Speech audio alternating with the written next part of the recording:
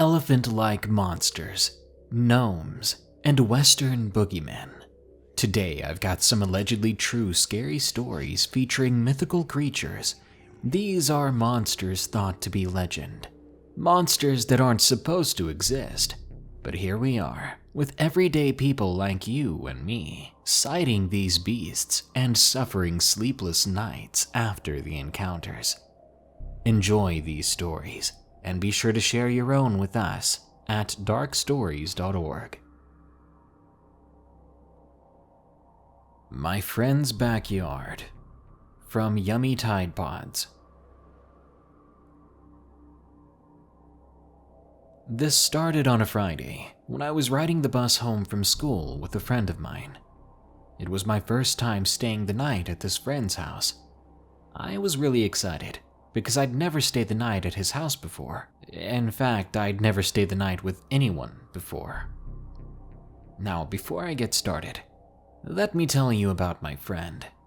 She's really into creepy stuff, like the occult and supernatural. She wasn't afraid of them, though. She had a passion and interest for them. On the other hand, I was terrified. She knew how scared I was of things like this, so she would never make me go out at night with her. Eventually, the bus skidded to a halt in front of her pink-bricked house. We hopped off and walked to the front door. It was locked, so she called her roommate.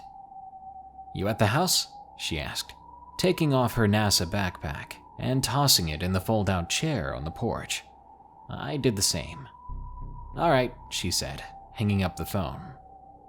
"We'll have to wait," she said, putting her phone in her pocket. "You want to hike in the woods for a while?" she asked, gesturing at the large area full of trees behind her house. I nodded, and we walked into the forest. We had decided to play hide-and-seek, and she began to count. Even though it was broad daylight, I was kind of creeped out, so I stayed towards the front of the wooded area where the trees weren't so thick. But she found me within seconds. I groaned as she ran off to hide, and I began to count. I hid my face in my hands, the backs of them pressed against a large, old tree. It was completely quiet, except for the wind blowing through the canopy, making creaking sounds like an old house would.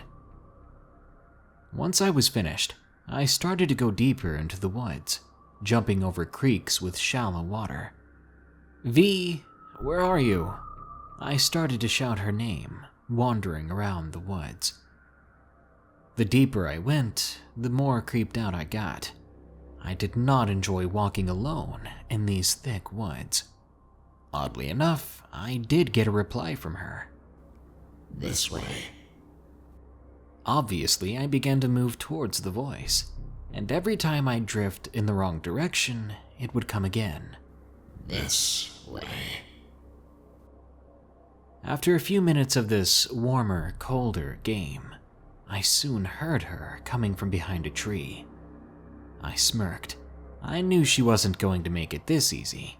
If I knew her, she would be planning to jump out from behind the tree to scare me.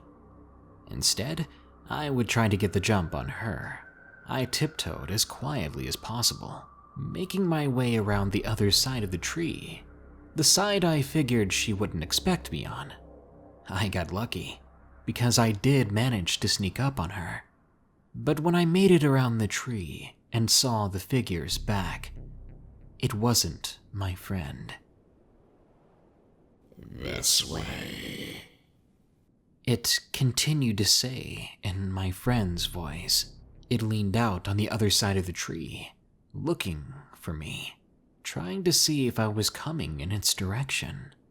I was so horrified that I stopped breathing. If I choked up, if I made a sound, if I uttered anything, I was so close that this thing would see me. I'll try to describe it as best I can. It was tall and lanky, struggling to conceal its entire self behind the tree. Its skin was hanging off the bones, and it had hardly any muscle to it. And I believe it had horns on its head. As I gazed at it, Hoping that it wouldn't turn around, I silently began to cry. Then, I gulped, took a deep breath, then all in one instant, I turned on my heel, and I ran for my life, all the while calling out V's name. But I couldn't find her, and I became lost. I ran faster though, knowing that if it was chasing me, then I could not afford to stop. Soon, I found myself in a large clearing, 2 sides guarded by a fence, and the other 2 by trees. V found her way to me, asking what was wrong. I told her that she had scared me because I couldn't find her. I hugged her, making the lie more convincing, and she pushed me off like she always did. We talked for a while, heading back to the house, as it was beginning to get dark. The remainder of my stay there, I did everything in my power to avoid going back in the woods. That night, we were lying down in her queen-sized bed. She was pressed up against the wall. I was on the edge of the bed. I glanced at her window at one point, as I was drifting off to sleep. I saw it again. It was trying to crouch itself behind some bushes, but it was too tall to hide its full body. It was very obvious, and I could tell that it was facing the window. Whether it was just watching us or waiting, I don't know. Despite my fright, I eventually fell asleep, and my slumber was full of nightmares. Gnome Sightings from Mikkael. For the most part, the legends about fairies, gnomes, and elves that more recent generations grew up with paint these creatures as being mischievous, friendly, and often even cuddly creatures. Other more mature stories describe them as regal beings with ethereal qualities. However, I believe the true nature of them is far from the quirky pixies or majestic tall elves of pop culture. I confess that I don't actually know what I saw, but I kind of convinced myself that it's pretty dang close to what I would expect a gnome to look like in real life, if it were stripped of its anthropomorphic qualities, and you were left with only a very organic, animal-like appearance. My first experience with what I believe was some sort of gnome-like being was in early 2013. I was staying at a cabin deep in the woods of upstate New York in early autumn with some friends. We were all around 13 to 16 at the time. We were no longer impressed or influenced by childhood stories or magical beings. As I was helping my friend's sister wash the dishes after dinner, I happened to look out the window, which was directly in front of the sink. It happened quickly, and maybe it was just my imagination playing tricks on me, but I could swear that after looking up and into the nearby tree line, I could make out 2 small, beady objects, reflecting a greenish-yellow light through the bushes. The first thing that came to mind was a raccoon or a possum. That would explain the short height and positioning of the eyes, though I felt like there was something wrong about that assumption. Something about the way the 2 objects shifted and blinked seemed wrong. It was a chilling sight. I stopped what I was doing, still holding on to a damp plate. I reached over to the light switch which controlled the back porch's light. I flipped it, which bathed the porch and a portion of the woods in a warm glow. In a split second, the body which harbored the 2 glowing eyes was revealed, before the thing quickly scurried out of sight. The revelation startled me and caused me to drop the plate, which shattered and cut my knee. The creature was so fast that I hardly had time to process what I saw. The bloody knee also did little to help my mind compose itself. The few details I did make out were enough to give me shivers later on, as I discreetly described the event to a friend as we were settling in to sleep for the night. I told him about the pale, greenish skin, which apparently draped over the creature's distorted frame, which had several distinct jagged arches along its back and shoulders as it crouched in those bushes. It had disproportionately long arms, though they almost seamlessly blended into the surrounding branches. Its face was by far the most disturbing and noticeable quality. The small, bald head had long wisps of whisker-like hairs protruding from just below its eyes, which were small and deeply sunken into bony sockets. The mouth, small and lipless, was slightly open, as if it were intrigued. I didn't see much more in terms of details, with the light the way it was, not to mention it was quite a distance away. My friend and I just shook it off as some mangy, deformed woodland critter. That was a much more comforting thought at the time. The second time I saw something which looked like the cabin's gnome was only a few months ago. It was around 10:40 p.m., and I was in a bus downtown, returning home from a trip. I looked out the window at one point, as I often do in bus rides, and I noticed something disturbingly familiar hiding behind some trash cans.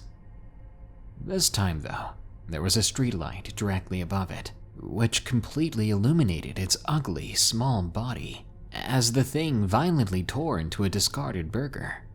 It was like a small, emaciated rabbit or kangaroo with an arched, almost hunched back and long, bent-back legs. There was no visible tail, and its upper back and shoulders were distinctly bulbous, with a small head and an ugly humanoid face. Its long, stick-like arms ended in bony, sharp fingers. The scene was very reminiscent of a sewer rat eating trash in the way it crouched and twitched. Its face had a much more menacing and aggressive quality to it compared to the one I saw in 2013, and it had an overall sickly look to it. Needless to say, I was deeply disturbed, and I'm still not entirely sure what exactly that and the other creature were. But if I had to guess, I'd say those old-world legends of the hidden folk have a much less magical aesthetic than Disney or Hollywood would have you believe. The Western Skinwalker, from Chris K. My family and I had recently moved from Vermont a few years ago to Baltimore, Maryland, where my father had gotten a job at the Annapolis Naval Academy as an instructor. I was 18 years old at the time, and my older brother Jeremy, at 21 years of age, was following in my father's footsteps. He was double majoring in physics and nuclear engineering at the Naval Academy. He was a hard-working, driven, and passionate individual with great aspirations in life, future totally planned out, and ready to take on the world. I, on the other hand, was quite the opposite.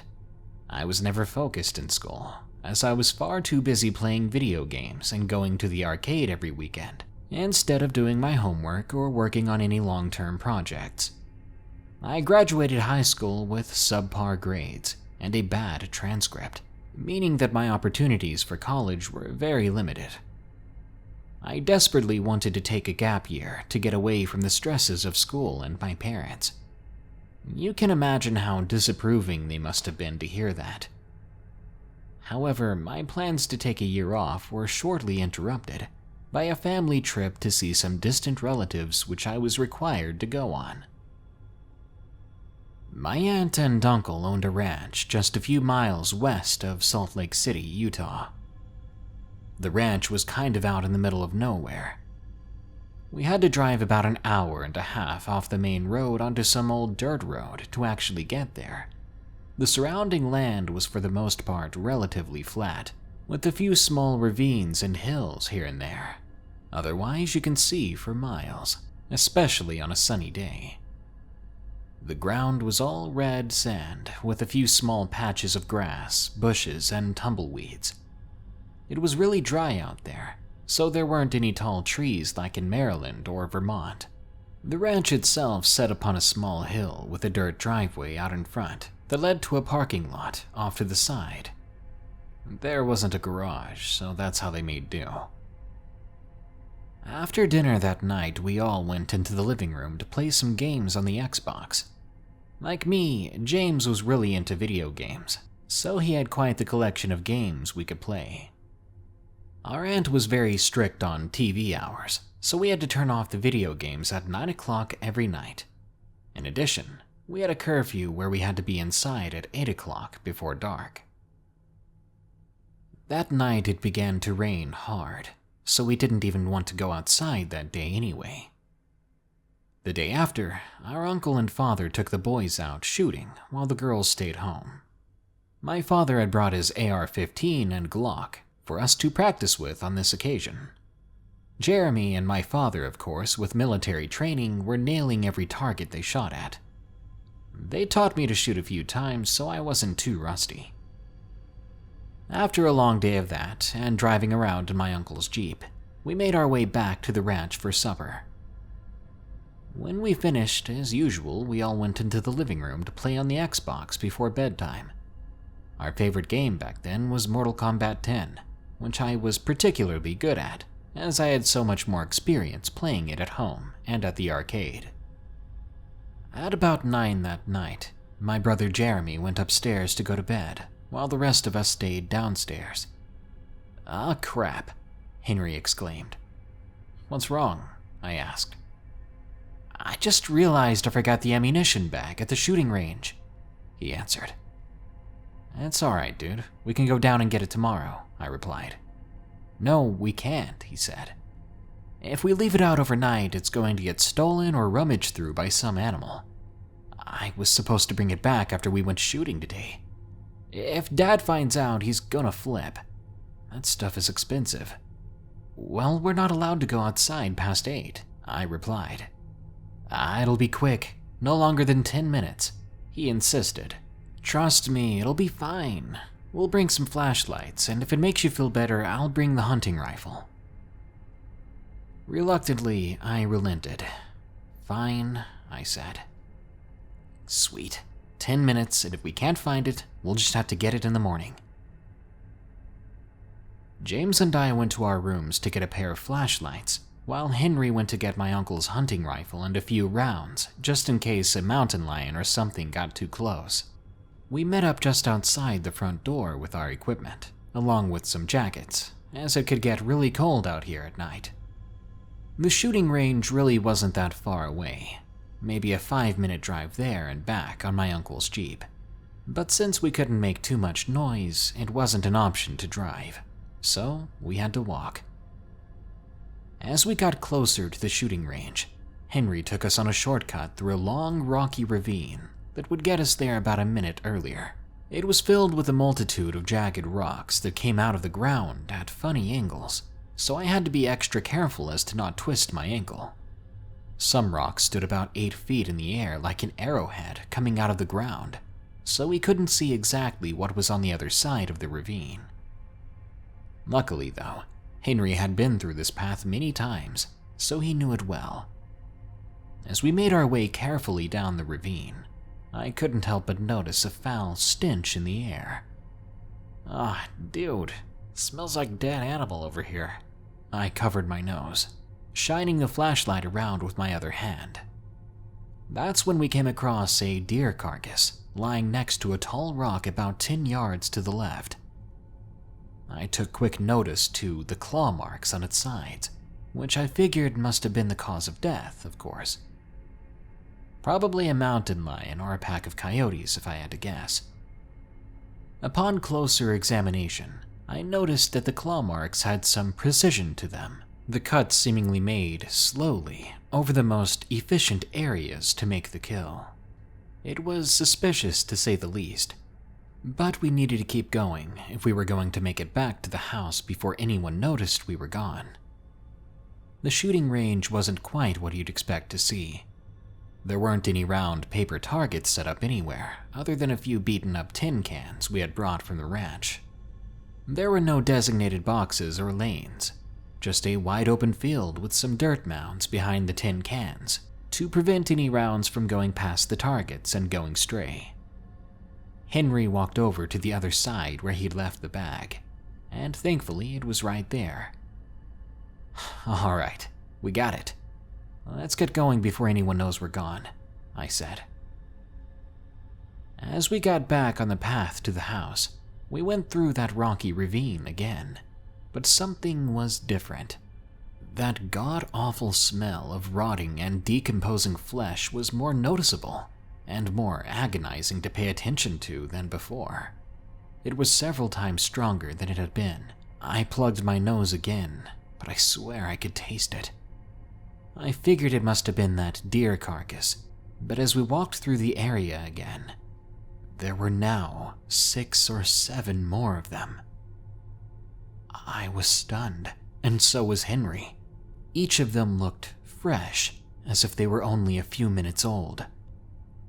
Whatever was responsible for this was obviously quick and deadly efficient in dealing with its prey. It had only taken us 3 minutes to get through the ravine and get the ammo bag, and in that time, at the very least, it had dragged 6 more of these deer into its little mound of death, and we never even heard it. "I'm coming, Mom," we suddenly heard James say. "Man, what are you talking about?" Henry asked. "My mom. She's calling out to me," James explained, looking in a random direction, probably where he thought he heard this voice. "Dude, there's no one there. We haven't heard anything," I said.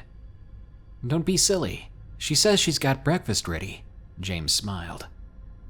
He looked hypnotized. I had no idea what was going on with them.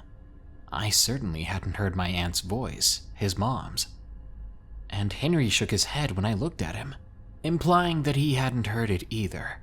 I grabbed James by the shoulder and shook him. "James, your mom's not out here. Breakfast isn't for another 12 hours or so." His expression immediately changed. He seemed scared now. "You're right," he said. "I don't know what came over me." Immediately, there was a snap from a nearby boulder. Henry loaded and cocked the rifle, pointing it to where the sound came from. The boulder was about 8 feet tall, so we couldn't see behind it. As curious as I was to find out who or what it was, part of me, out of sheer terror, didn't want to know. Personally, I did not want to be added to the mound of carcasses here. But as I tried to continue down the path back home, there was a shrill cry, and we all froze. And while I was afraid, I wasn't petrified, not from the fear. I literally could not will myself to move, as if some external force had been applied to my whole being. I knew deep down, whatever that thing was, it was watching us that very moment. All my senses went into overdrive. I could hear everything, Henry and James's breathing. The stench of rot became 10 times worse, but I could smell another foul odor, one that belonged to something still alive, and it was coming from beyond the boulder. Then it showed itself to us, stepping out from behind the rocks to reveal itself, and all at once, we all unfroze. But now I was truly petrified. I actually thought it was another deer, injured or maimed from the thing that had been hunting these. But then I noticed its movement was deliberate. It wasn't injured at all, and it wasn't a deer either. Deer don't have sharp teeth to tear through meat with. This thing certainly did.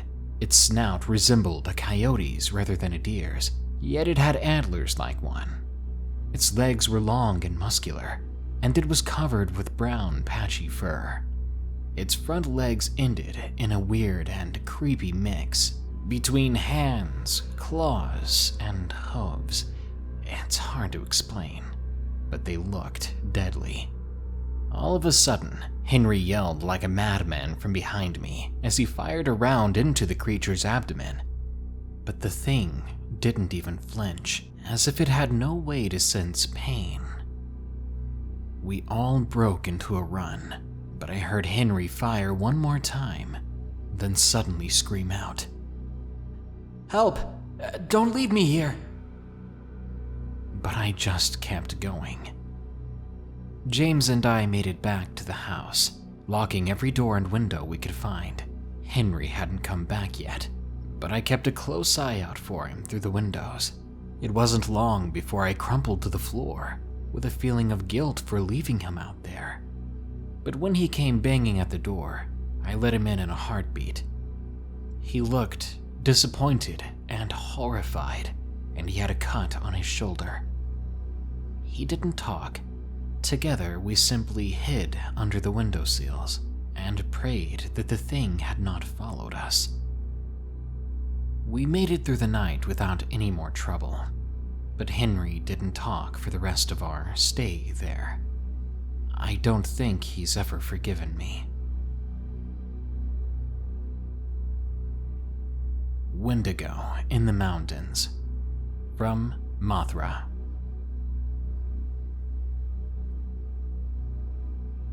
These encounters took place in the southeast of Pennsylvania, near the town of Saltillo and Three Springs, mostly unknown towns up in the mountains. The first story came in the year of 2007 when I was 15. It was the summertime. I was with my two little brothers who were 5 and 7 at the time. We were having a small campout/sleepover at our family friend's trailer with their 3 kids, Harley, Casey, and Billy. The weekend was fun as we country brats had fun riding on 3-wheelers, going swimming, watching movies, and of course, camping outside. We separated the tents by gender. On the last night of our camping weekend, we were all heading to bed. The night was cold, even in the summer, because of the mountain air, but inside the tents were quite warm, thanks to sleeping bags and body heat. As everyone was heading off to go to sleep, the moment my head hit the pillow, all of us heard a woman's scream. All of us older kids rose up from our bags and opened the tents to look at each other, asking if we had heard that. I asked if it could have been a mountain lion. Up here in Pennsylvania, you get them rarely, and I've heard their cries can sound like women. At the very least, maybe it was an owl. Our group was confused and a bit creeped out. We decided to stay up and sit quietly, waiting for any other sounds. After a long time of silence, I suggested that we should go back to the trailer to be safe. But Billy, the oldest one of our group, said we should stay put. But then another scream came, and everyone agreed that we should go back to the trailer. While we made a hesitant and long walk back, we kept our eyes on the wheat field where the sound had come from. This wheat field is quite huge, at least a half a mile long.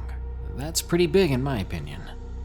The only source of light we had was the moon above us, but it was plenty for us to see a tall black figure smack in the middle of that wheat field. A figure too tall to be a normal person. It was all frail too, like a way too tall stick figure come to life. Regardless of what that thing was, we knew we had to make it back to the trailer. As we left, I scooped up one of the kids in my arms, the youngest, and I carried them all the way back to the trailer. Luckily, we made it there without a problem. Once inside, we tried to calm ourselves down by turning on the TV, but the screaming continued on and on. That thing in the middle of the field just wouldn't shut up. By morning, none of us had really slept. Casey and Billy's parents came home along with our parents, and we each told our separate family our story, yet not a one put any weight into it. Back then, I didn't know what that thing was that we saw, but later on, I would come to think of it as the Wendigo. I'd heard stories before, and I'd seen some pictures online, and it made sense, even if it was a mythical creature. Years later in 2019, I unfortunately heard it again. It was a Saturday night, and I was walking my dog Baker in my old hometown, as the poor thing had to use the bathroom. This was normal for me, and comforting, as I knew the town of Saltillo like the back of my hand. I walked him down the village's post office. Suddenly, the old World War II air siren went off, which we used as our fire alarm to alert the town of fire. The usual sound of silence of animals besides the crickets hung in the air, as the sound of the faraway siren soon died away. It didn't fail to make my skin crawl, and that's because the sound had not come from the fire alarm. Instead, it came from the opposite direction, in the middle of the woods. Whatever made that sound was simply mimicking the siren it had heard before. My gut told me to get away from the area as fast as possible and to get back home. There's a Wendigo in southeast Pennsylvania, and if you're out there, I would get out as soon as possible.